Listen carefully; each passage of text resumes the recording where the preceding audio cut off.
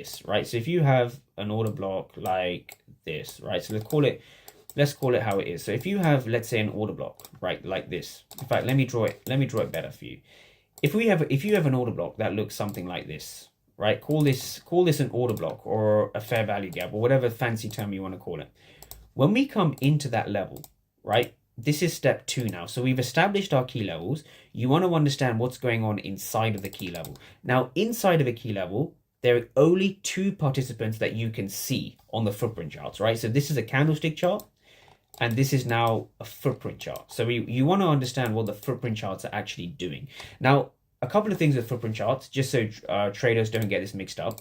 Inside of a footprint chart, there is the bid and there is the ask.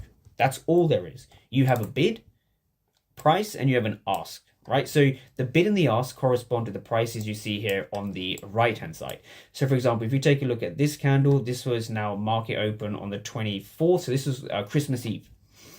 Now, when you look at this candle here, what you can see is a green candle, right? We can see that from just normal candlestick theory, right? But when you dive into the actual candles, what you can see here is quite a lot of these peculiar red lines over here. Yes, we see some blue as the market breaks above the zone. But what you can see here is a lot of red, especially in the lower half of the candle in this zone, in this key level. So this key level was 69.63 to 57. So roundabout, call it 69.60. In and around 69.60, there are a lot of aggressive sellers. And this is what I want to break down. Now, a footprint chart is not difficult to understand. Footprint charts are not difficult to understand.